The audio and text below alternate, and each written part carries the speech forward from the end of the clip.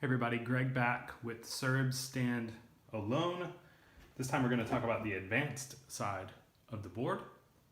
I've already done one video on the basic side of the board, which I played solitaire, and I found it really compelling. It was very easy to play. Once I got into it, once I understood what was going on, I could get a game done relatively quickly, I felt like, and I was fairly certain that I did things correctly.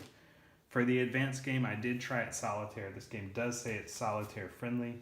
Um, just because it was my first turn through, I found it to be a little complex. So I talked to Andreja and I said, can you play? And he was nice enough to play. So we played via Vassal because we obviously live in two different parts of Europe.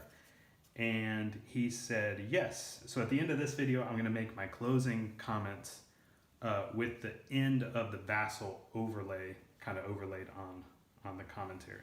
So what makes the basic and the advanced side so different? The first part is these cards. The Chetniks have this blue deck.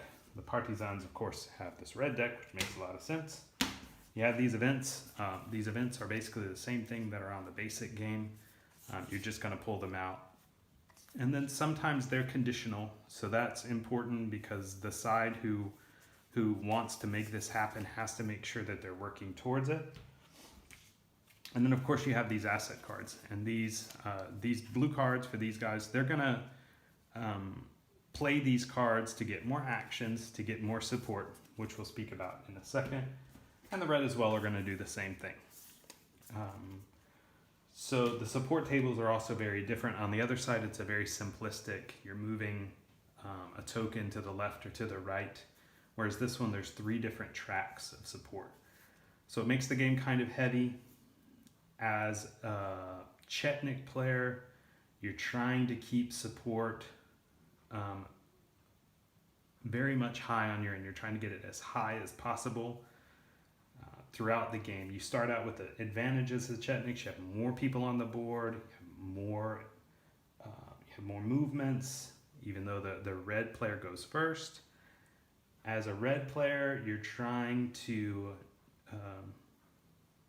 keep things as even as possible until things start to turn when the Italians leave and just as the game progresses historically.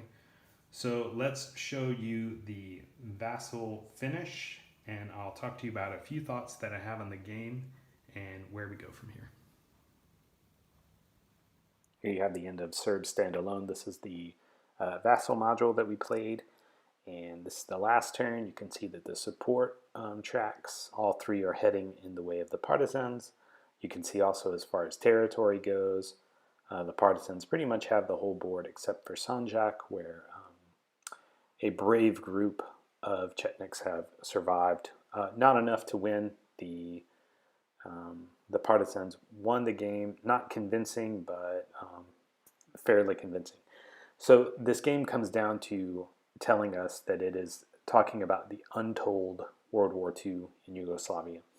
And Andrea and I talked about the storytelling side of the game. Because it's not a hex and counter game, it moves kind of away from what's classic war game, and it moves more towards board game, more towards narrative, area control. And so I wanted more story out of the game, and I think that some things are going to come in the game which are going to help to bring that. I also wanted a little bit more development in how am I supposed to handle myself. We had a discussion about, am I supposed to know how the war is going to go? Am I supposed to not know how the war is going to go? Because this really isn't the red and the blue versus the Axis. It really is the red versus the blue, while the Axis are there kind of controlling things.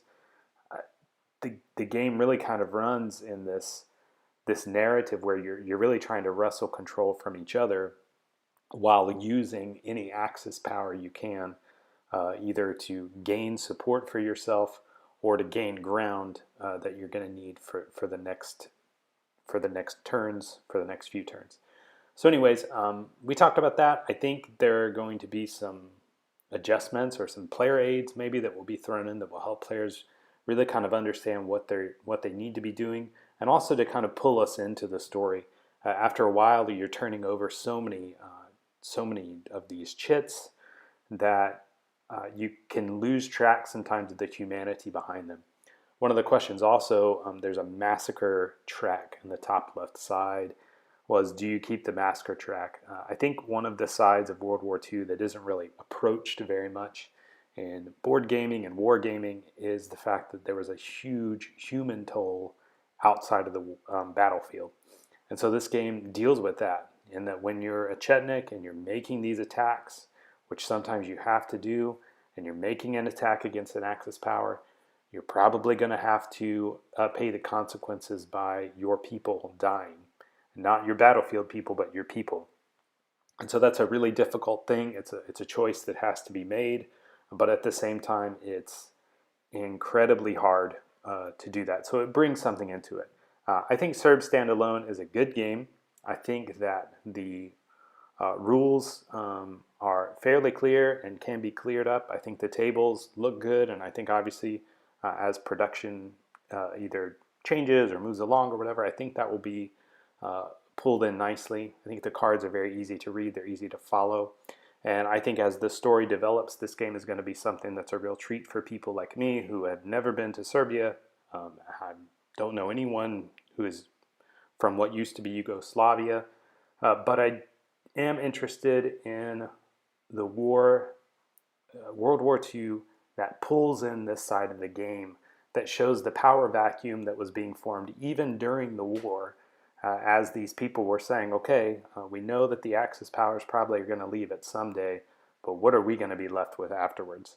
So that's kind of my review. I hope you enjoyed it.